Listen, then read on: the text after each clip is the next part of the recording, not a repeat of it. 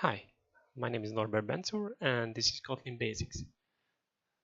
With this episode I want to introduce you the Kotlin language, how you can set up the design environment, and what are the best practices to get started with it.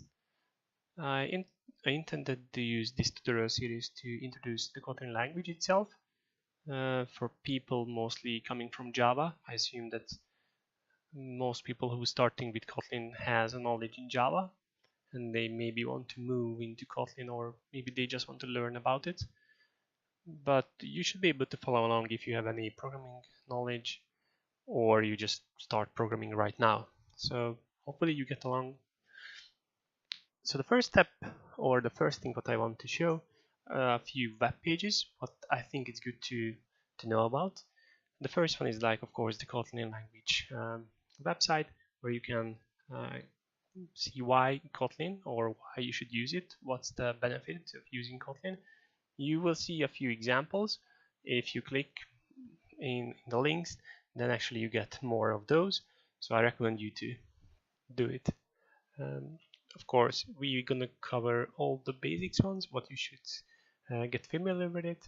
But if you want to see more, just click there.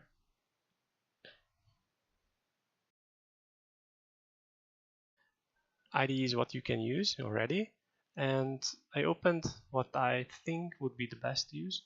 Of course, the best one is the IntelliJ from JetBrains, because why? What I think is the JetBrains, I mean, they create a very good product. One is like IntelliJ IDEA, and I recommend you to, I mean, it's enough if you use the committed edition. If you can, use the ultimate one, but it's not required. So it should be possible to use the committed edition for Kotlin. I think that's the best one. The other one, it could be,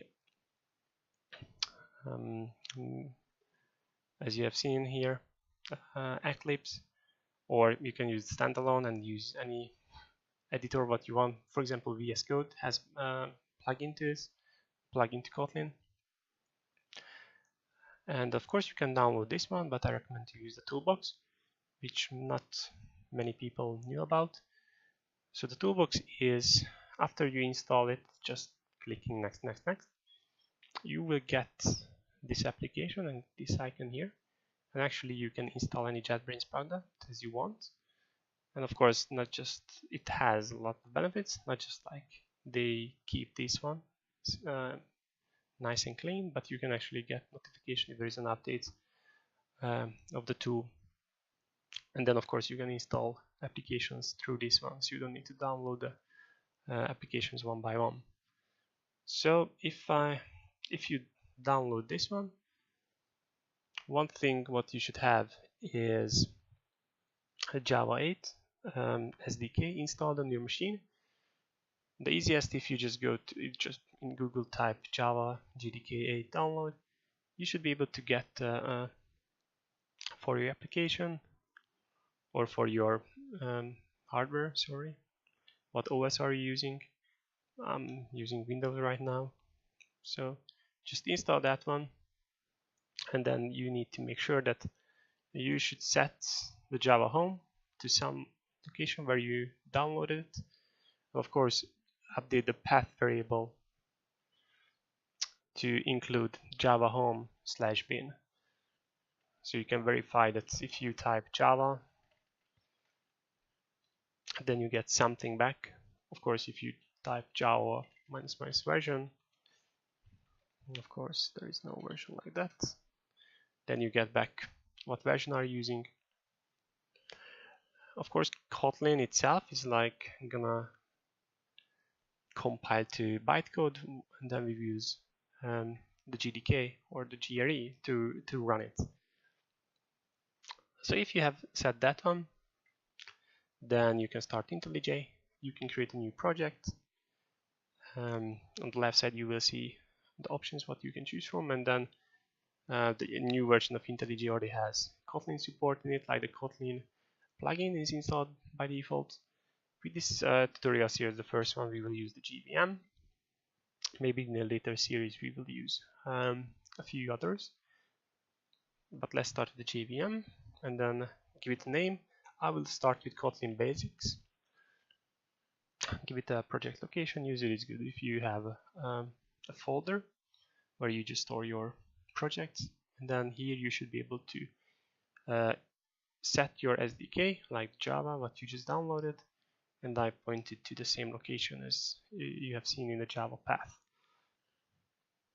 So when you have that one, other things should be just left as default. So click finish.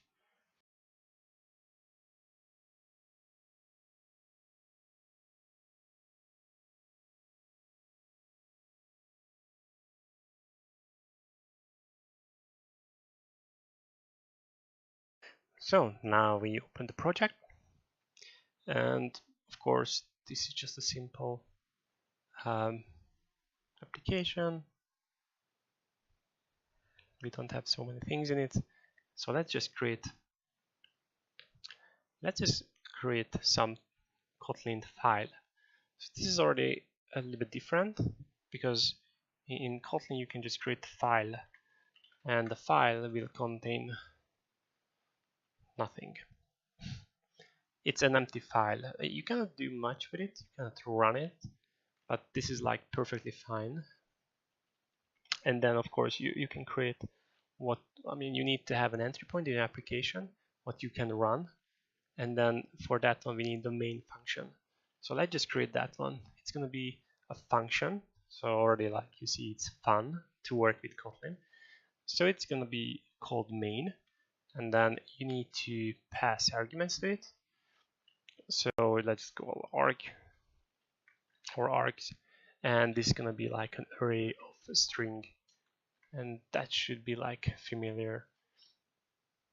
And then we have the main function, and let's just print something in it. This is my first example. Let's say that. Of course, you don't need to have a semicolon. IntelliJ says that it's not really required, it's not an issue, but it's not needed. So it's less typing compared to Java. So now you should be able to just run the application. Of course, IntelliJ helps a bit how to run that one. And then the first time maybe it's a little bit slower, but here it is, our first printout. You can already see, like compared to Java, you don't need to type so many things. It's not system.out.println. But of course, if you just jump into this one,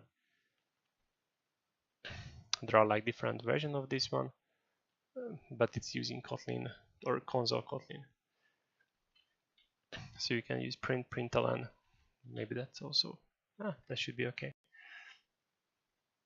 So in these 3 lines, what we can see that we created a Kotlin file without a class.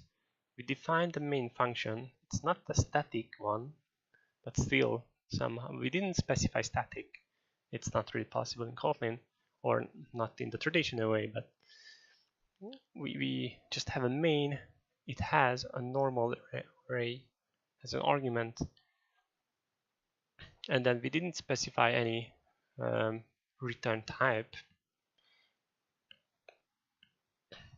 but it has like indications kind of void by default, and we were able to run it. So yeah, I think this concludes the first steps in Kotlin. Hopefully you could follow along and you had the same console output as I did. So thanks for watching, and see you in the next tutorial.